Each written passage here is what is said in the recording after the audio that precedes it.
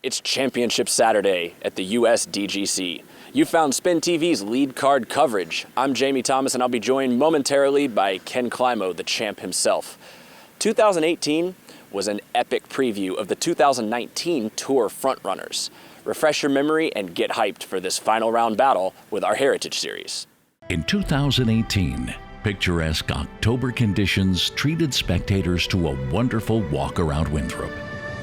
Defending champion Nate Sexton was seemingly on the outside, looking in, back by 8 strokes. James Conrad and Kevin Jones delighted fans with their particular styles of golf, and each found himself 5 strokes behind 2015 U.S. champion Paul McBeth. McBeth ceded a stroke to both Conrad and Jones on the very first hole, and though he would earn his lead back with inspired putting, by the time the card finished the infamous 13th, the cushion had vanished. Tied with 5 to play and running with the tank visibly on empty, Paul McBeth dug deep and birdied 4 of the last 5 holes to seal his victory. In winning his second USDGC title, Paul became only the 4th player in history to become a multi-time U.S. champion. So, it all comes down to this: 18 holes. One more autumn afternoon tussle with this legendary course. One more opportunity for these players to make their case. One more opportunity to put their elite talents on display. The final round of the final major of the 2019 season starts right now.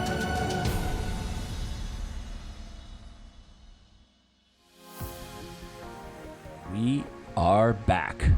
It's SpinTV, it's the USDGC, it's Jamie and the champ. We are here to bring you 18 more holes, and this is going to be epic.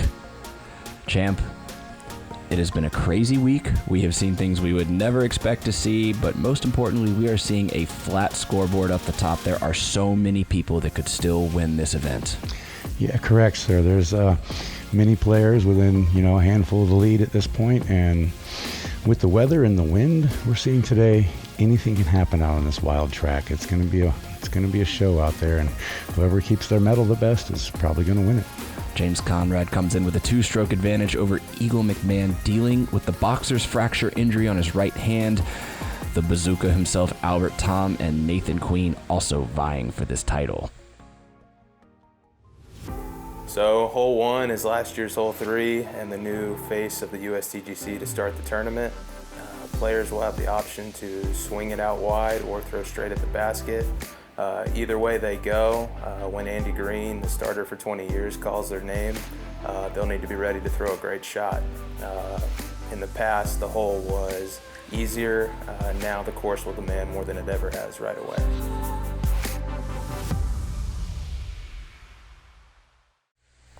Demanding conditions, demanding course, and some pretty low scores right now. This will be a whole lot of fun. James Conrad standing right there. He's been so close in so many majors for the last couple years. He is notably not really a forehand player, and it's kind of known as that left to right course. Yeah, I think more noticeably today, this hole's going to play a little tougher because of the headwind. And you'll probably see more players throwing it along the right-hand side there just to be safe and not have to take that penalty stroke for the hazard. And Conrad ends in that right side in the bushes. We've seen a lot of the right-hand backhand shots find themselves down there. Here is Eagle McMahon, and this is going to be interesting. Dealing with the boxer's fracture on the hand after punching the ground from missing a putt on 16 in the 3rd round. He's going to be limited to the forehand for most of the day. There were rumors that he was not going to be able to play today, so just to see him out there teeing off is a good sign. Yeah, he swings that one a little bit wide. He's going to find the hazard. Noticeably, very simple shot for Eagle normally, and his hand has to be bothering him for him to yank that over like that. Albert Tamm, the Estonian bazooka. Big power out of this guy right here. He looks to line up the backhand. First time I've got to see this guy play, and he looks like a big, strong dude, and comes out with a very nice line on that. A little bit short, but gets a nice skip and just nestles right up there close, about 10 feet away. Well, we might be in for a treat in this round. If he can find a celebration-worthy shot, he's probably got something up his sleeve. You can't birdie them all if you don't birdie the first. And Nathan Queen, the energy is behind this guy right here. His smile electrifying. Yeah, he seems to be a crowd favorite. He's a local North Carolinian, so I think a lot of the crowd is going to be pulling for him more than the other guys, just because he's the local favorite at this point in the lead group. What a story it would be. Oh, and that sets down a little early. Yes, you can see the banners blowing in the background. There is quite a bit of headwind on this hole, so it's playing much differently in days past than in days past. A little bit of rain was starting to come down here at the beginning of this round as well, which could also make it tricky for the players when they find the chains that just sometimes like to slip through in that first wetness. Conrad, his big frame, not really meant for those low ceiling putts, but that's a good effort. Eagle. Pretty good line for a long putt there with a messed up hand, so hopefully he'll be able to dial that in the rest of the day. Nathan also going to miss his low. Yeah, we saw Eagle. That's not at the velocity we're used to seeing on his putt. Yeah, it looked to be about 3/4 of his normal speed. And very quickly, the American stumble on the first hole. The Estonian takes the open window. He'll birdie. It's a good start. No damage for the leader.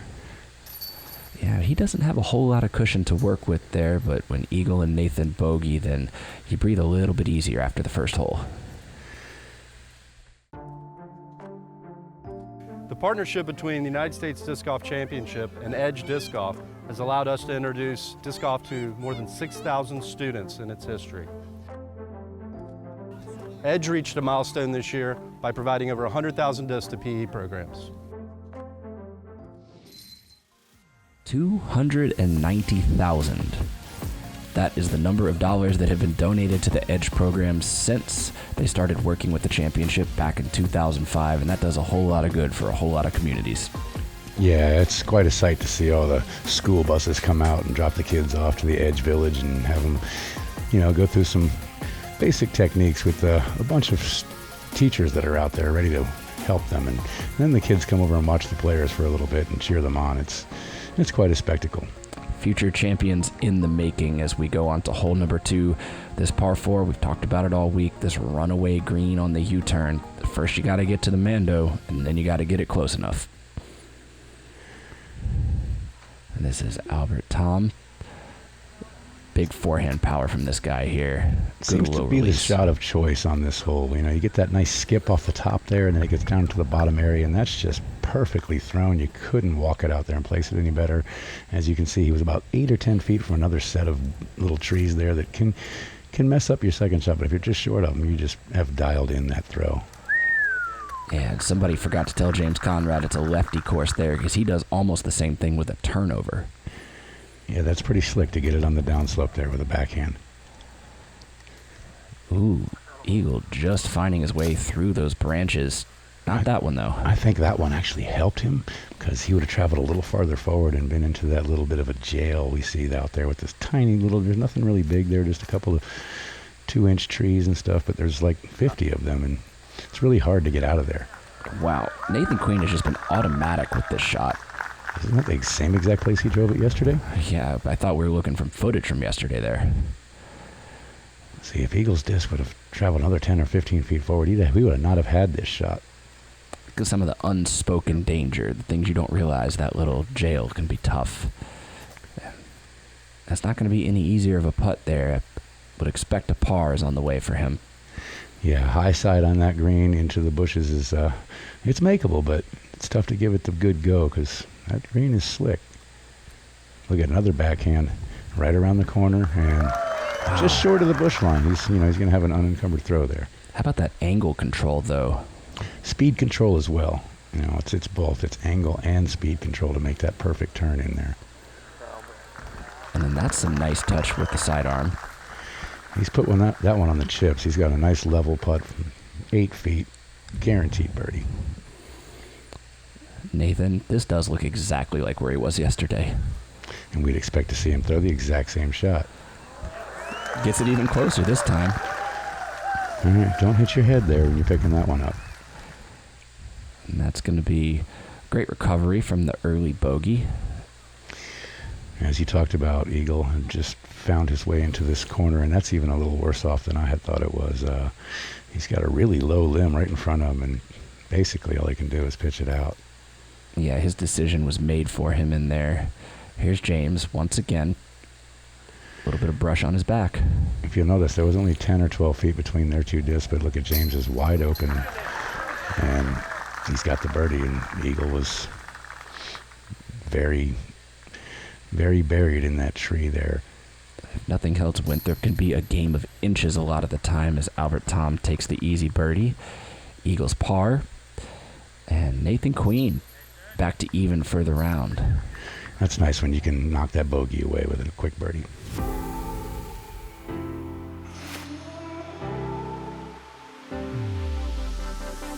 So hole 3 is the first of the 2 new holes and is trying to bring the concept of the open and the woods together. Players off the tee will need to throw a big shot that is also a placement shot. It's important to test accuracy and distance at the same time. They'll have to funnel their way through a double mandatory to finish the hole with a fast green sloping away. This will be an early test on the course.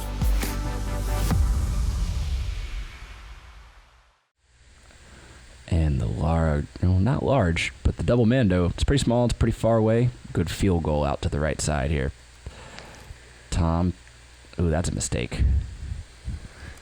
Down the left-hand side, and he's got a little bit of late turn out of that, so it's not going to go into that tree line, but man, has he ripped that thing. Yeah, if he had actually hit the line he was going for, no telling how far that would have gone. It's much better to miss left than it is right in this hole. At least you have a chance to possibly still go through the window if you choose to from out left, but early right, you have no choice but to lay up. And James, he's going to be a little further than he wants to be from that mando here. Nathan Queen with an opportunity. Looked like he overturned it a little bit and just dug. Didn't go anywhere. This one's hyzering back, and if that's got enough D, he should be able to go for that. We've seen him go for it in rounds past, and every round he's gotten closer and closer. Got the birdie yesterday. I think it's a little easier to attack this mando from the short side if you're lefty or sidearm player.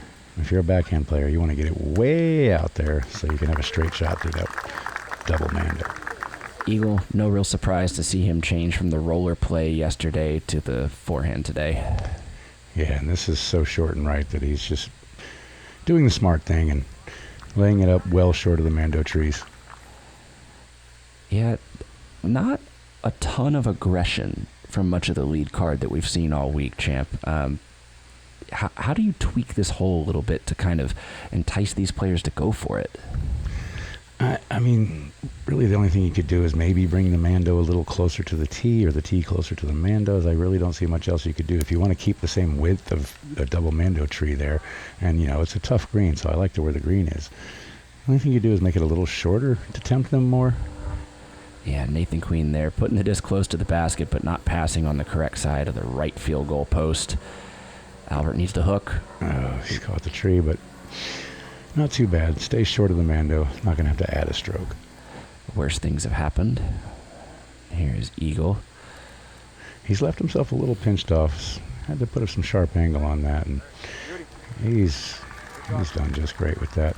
There's a little hazard just behind this hole. It's a bunker, and if you're in there, you have to add a stroke. Play from where you lie. And there is James Conrad's third shot. Again, just taking par right now. So far, same stuff we've seen all week. Nobody's really separating or really pushing the issue. People are content to play patient. Oh, a lot of these early holes are really hard to get a birdie on, too. You know, as you've seen, I'm sure it doesn't play to more than 25% birdie or so, maybe 30. And 3 and 4 are definitely less than that. Here's Nathan after the missing the mandatory. Oh, man. Insult to injury right there. Yeah, I mean, if you're going to go for it and go into the hazard with that much speed, might as well put it high enough. The one thing, if you want to criticize his game, and, you know, far be it from me to do because he's still on the lead card, but those putts have just been coming out low in crucial moments for him. Yeah, there's an old ball golf adage that says never up, never in. That means if you don't hit it hard enough, it won't get to the hole. You'll never make it. Same kind of thing in disc golf. If you don't throw it high enough, it will never have a chance to go in. That's a pretty apt comparison right there. And we get to see the double-double one more time. Again, only 299 feet, only just straight ahead, only 2 sets of double mandos to navigate. I mean, what else more could you want? Manufacturing that hallway style shot with the drop zone for that second double mando being a circle 2 attempt to save your, well, hopefully only bogey, but we have seen worse. And there's only about 25 trees on each side of this hole as well. Here's Albert. Looks a bit right and flat off his hand. And you can tell he's more of a big kind of power hyzer thrower with the way he brings that disc back through. It's not really much of a straight line. He kind of brings it in and flips it out. Must be tough to get it. Kind of like opposite of how James does here. James has a good smooth form. The hyzer flip, they say, for these wood shots, it works the best. But he's also got that big power. We see him throw those 500-foot throws. Most definitely. And this has got to be a very touchy forehand line.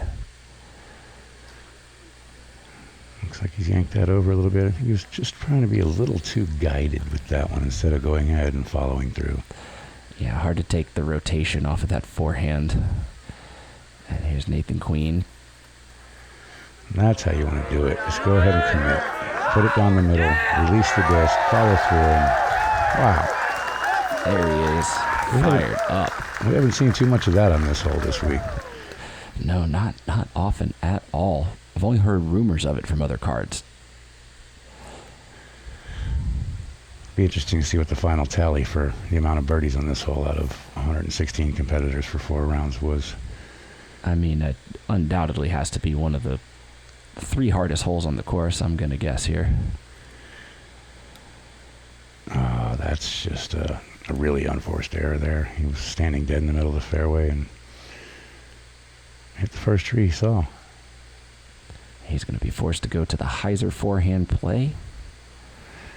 It's a little easier if you're out on this right-hand side to get through. There's a bigger gap. If you're on the left-hand side, however, their trees line up with each other so perfectly that it's hard to get one through there and then through the double mando.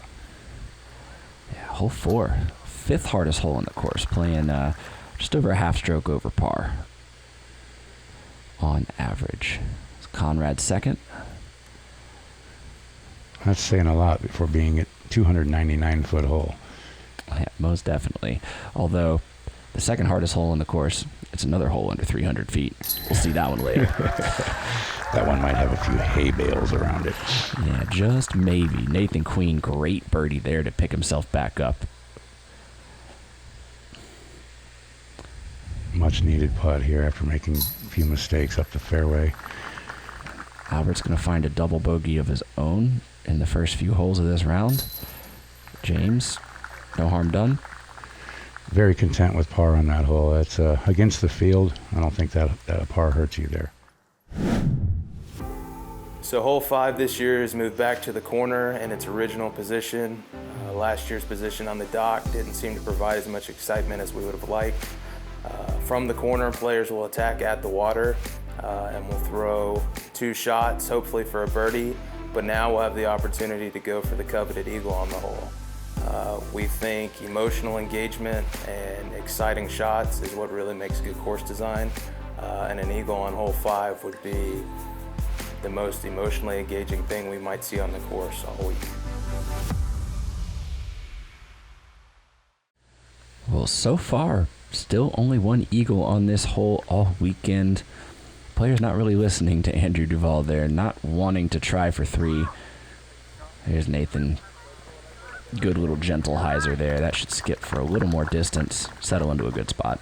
Usually throughout the week of the USDGC, we hear about people who go for the green on 5 and 2, and I just haven't heard that story this week. I haven't heard of anybody trying to do it. Seems like everybody's throwing mid-ranges off the tee, just trying to get super safe and be in bounds.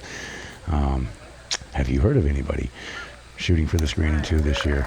It is possible. I mean, you can throw a roller out there and get past that ditch and then bomb one across if you're so choosing to get an eagle, trying to get an eagle. But it seems like everybody's just 3/4ing their drives and being content with being in bounds.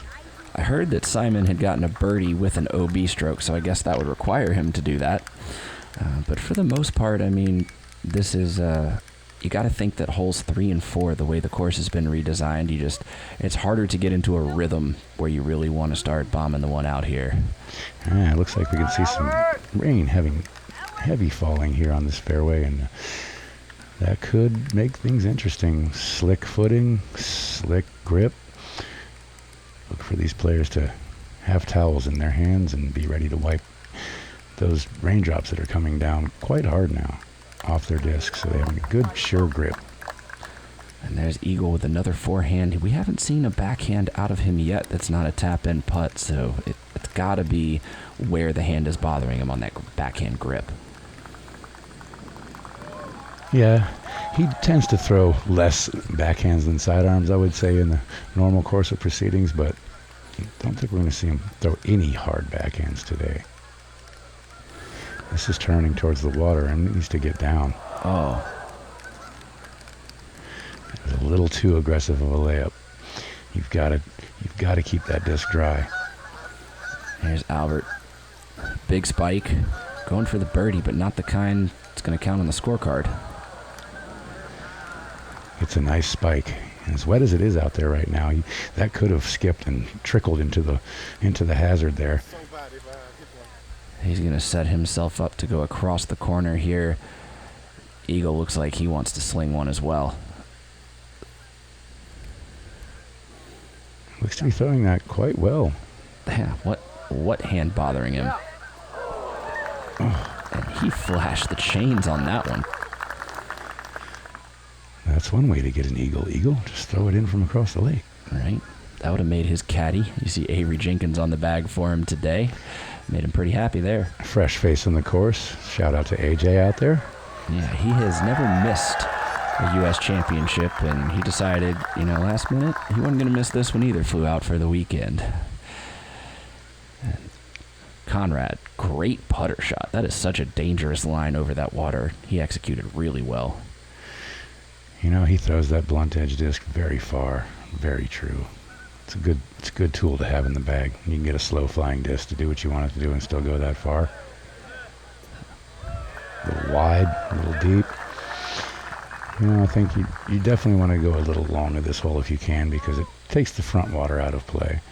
Yeah, making sure he gets it across. He's already 6 back from Conrad, 5 holes in, or 4.5 holes in anyway, and he wants to make sure it's not too much more. There is 0 trouble long and right of this basket, so... Oh, that's playing with the odds right there. He clears the edge by what looked like about 6 inches and ends up at the edge of the circle with a successful shot, but I bet his heart was pounding when that thing was in flight. Yeah, you could just be a couple inches here or there, like you're saying, and skip left, check back, and then you're in a world of hurt. Long bid from Queen on the way. Once again, not even basket high. Yeah, same symptom here. It's just, maybe the mind just won't commit. This is a lot of pressure on this final round here. There's a good commitment. Yeah, he had the disc fairly level. Nathan seems to be a little bit too nose down at this point, and if you put nose down into the wind, it's going to slam it straight into the ground. Ooh, stiff link. A little high, a little left. Anytime the wind brews up and you have more than, say, 15, 20 feet, it's, anybody's game, whether it's going to go into the basket and stay or not. Yeah, just enough wind here. I mean, you have to commit to these putts fully, and sometimes the wind read just doesn't work out for the players, as Eagle's going to take his par. Again, you got to wonder with that hand injury, is McMahon going to be able to push this pace, or is Conrad going to be able to kind of keep a more steady go of things here? Hole 6. There's 371 feet. These trees on the right here keep growing taller every year, making the spike play that was once so popular just a little bit tougher. At the same time, that left side has been trimmed up, and we've seen Eagle go for it over the water. His forehand is still serviceable in his condition, so we may see that again. You got to stay under these branches if you want to get the slide up and have a look to get the birdie.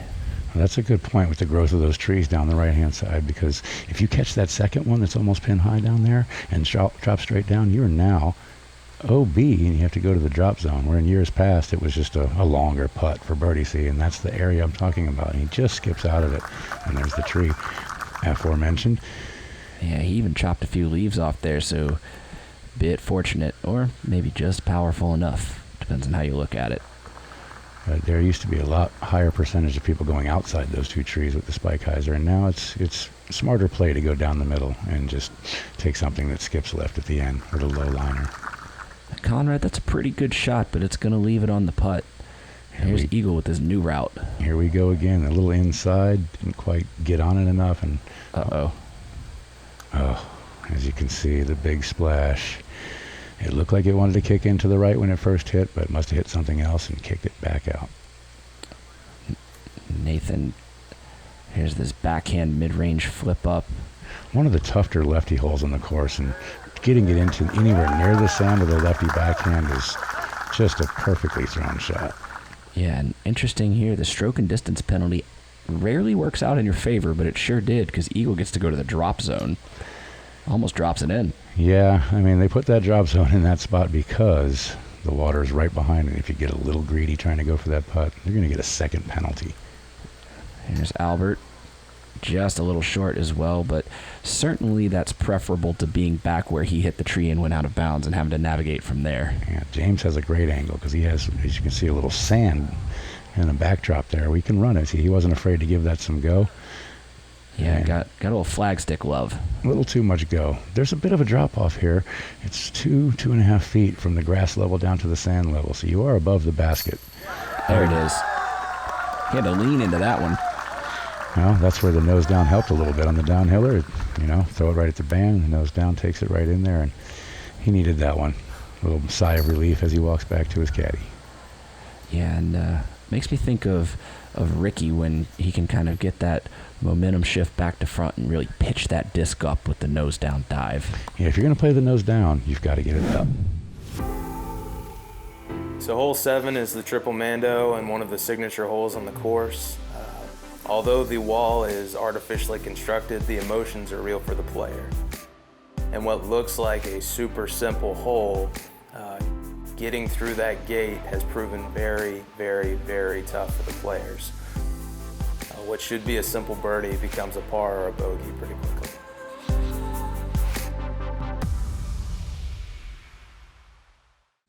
And I'm sure now in the final round with the gallery surrounding this fairway that gate probably looks a third the size that it usually does. Yeah, it shrinks up a bit. And again, queen off the right wall, excuse me. And that's the best mistake you can make on this hole, is just to hit the wall and stay there. And Albert asking for it to wheel around. He's going to tag that left wall. We've got 2 for 2 now. Let's see if someone can pierce through that gap and get themselves on this green. James Conrad, does anybody throw a putter off the tee as often as this guy? I think he's number 1 in that stat right now. Yeah, getting his turned over just a little too much. Ooh. All 4. Finding the bamboo, and that one's taking a little roll. Wow. I thought he was going to miss the corner of that and flare OB, but somehow he's out where he can still use that forehand shot. Almost kind of where the drop zone is. Certainly preferable if you don't have the backhand to be on the left side as a righty. Ooh. And Nathan, this hole's given him all kinds of trouble. He has not really been able to have a good look at birdie all weekend. Sometimes holes will get in your head. You just kind of get in this funk with the same hole, and you keep making the same mistakes on the same little hole, and you just can't get past it. Look at this from James Conrad. Oh, wow. That looked like his best Simon Lizotte impression from what we've seen earlier this week. That's what you call commitment, falling forward onto your belly, and just a touch of overcommitment has hit a hair high. There's a good stick from Nathan. Good cleanup work after what could have been a disastrous play if it had gone backwards off of that top mando bar. Yeah, and all these guys, fortunate once again that Conrad's not really pushing the pace. I mean, he started today at 21 under par. He's only 1 down through 7 on what's known as the easier stretch of the course. Yeah, this is usually the stretch where you want to pick up a bunch of birdies and kind of hang on as you go into the later holes. So, but he hasn't made any bogeys, which is a good sign. Yeah, he's not sliding the wrong way quite yet. Hole 8, pick your poison. All kinds of ways you can be in position, all kinds of ways you can be way out of position on that hole. The tee shot is made to set up this second shot here as the fairway narrows and the ground changes consistency. And we've seen some rollers, we've seen some sidearms from the righties flare up over where the drone is flying right now, and then of course the 3 soldiers guarding the basket.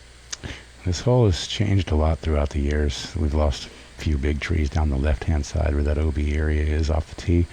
And as you can see, we've lost a couple big trees down by the pin now. There used to be a large tree that had fallen across this fairway, and they left it there for years, and it made a great obstacle when they had a bit of a shorter pin. They left the shorter pin because that tree just was dastardly. It really messed with the players, and it was hard to get a birdie on this hole in its shorter configuration than it is now. Yeah, I've noticed that too. And these players are having, for the most part, no trouble getting up into the sweet spot. Albert Tamm, the exception on the card so far, slamming that left side tree. Looks like he eagle held onto that one a little bit. Filters through the branches and gets out just into the prime area to throw your second shot. This shot's become increasingly more difficult the farther you lay it back off the tee. If you hit a tree, there is a lot of OB. There's a hill that can roll you down towards the OB. There's a mandatory there. And now you've stuck on a side hill with some crazy footing on your next shot. Yeah, there is a line to the basket sort of against the fence of the baseball field, but tricky footing like you're saying, champ. You see Eagle clip some leaves there on his second. And this is a favorite play of mine on this hole, is to lay down that backhand roller. And look at it, he's getting some love through all there, and that's up there and just about the circle's edge. Wow. He squirts through and just manages to find a line to the basket. If he'd hit the line, he'd probably been parked. That weight looked good. Yeah, the course giveth and the course taketh. And it gave one to James there, and it just took one. Yeah, Nathan not able to capitalize. There was an opportunity for him there. Look at this sweet little line down by the fence down to the basket. And I feel like this area is open. Is my memory incorrect? Are people just getting better at throwing down that gap? No, you're correct. There was a bit more of a brushy kind of bush that hung out closer to that fence that made it a lot harder to get up and down if you were tucked in by the fence. Oh, we've got a disc hit. Bocce. Here's Conrad, gallery behind him. Soldiers to navigate. Very nice. Right between the pillars, and gets that second birdie of the round. Wow. In unusual fashion. Sometimes you don't have to see the whole basket. You just need a sliver of chain. Sometimes it's nice to have a guide right there. A little guide, you can just barely miss the guide, and you're in the basket. Oh, that's what you do. See, I just say, try to hit that, and I'll probably miss. Oh, okay. And then I could fall into the basket accidentally after that. Skip off the top of the post. Sure, however I can get it.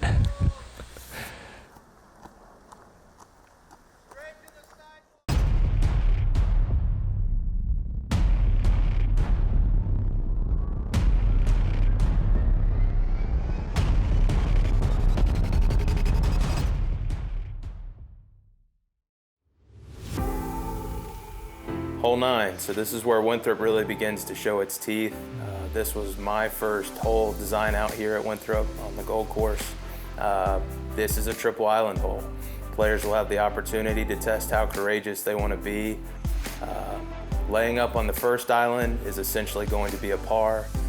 Testing the second island will be the only opportunity to get a birdie, but not a guarantee of it. Players will have to throw one more great shot underneath the Winthrop basket in order to take a good score on the hole. holes starting to run out for the competitors here as James Conrad's lead has increased over 8. And with a shot like that, it doesn't look like he's ready to give up strokes. There was definitely no layup in that, and that's into the skinniest portion of that second island, which we like to call the kidney bean because it's shaped a little differently than the other two. And he has put that just pure dead center. Nathan starting to struggle a little bit like we saw on the back 9 yesterday. It's interesting to note that this is playing the hardest today, over a whole stroke over par, a 5.09 average. That can be believed because this hole's playing directly into that headwind that's been brewing up since last night. And that shot right there, that OB looked like it was designed for Albert, just missing the shape of the bean. And I think this is the first shot we've seen all week where someone goes for the first island. In the lead group you're talking about, yeah. Yes, definitely. Eagle playing to his strengths right now. I'm impressed with his patience, but also wondering he's not going for this anymore. He's kind of playing position golf. Yeah, I mean, it must really be bothering him if he's not trying to throw this hole a little harder than he did. Yeah, uncharacteristically passive play. Oh, that looks like it's in between the two islands there. Couldn't tell. Or if it was just at the end of the one island. Either way, not a guaranteed putt as Albert goes to the drop zone, throwing his third. Still leaving some work out there into the headwind. Oh, that's on that little wood chip area. Okay, that's probably like 40 feet short of the basket. It's safe. James, putter again. This guy just constantly ripping his putter into the headwind and having confidence in it. Yeah, it's as if there was no wind at all, like it was the last 3 days. An Eagle playing the exact opposite kind of game, taking the most overstable disc and just sending a spike hyzer up there. Spike hyzer a little more predictable into that headwind. Ooh, that's a mighty heave from Nathan, and he got it high enough that time, just not quite on line. And this is a hole you don't want to be too high on if you go flying by the basket, because there's an OB and a drop-off back there, which you can definitely reach with a putt if you're a little too frisky. Oh, that was bazooka distance for Tamm, but he couldn't cash it. Oh, he is lucky that caught some flag there, because that would have definitely gone across that OB line. Second time in 9 holes. And just the opposite. Yeah, that one was definitely the hand. You could see him kind of shake it out after the release. The flags are starting to whip out here, Jamie. It's going to be an interesting back 9.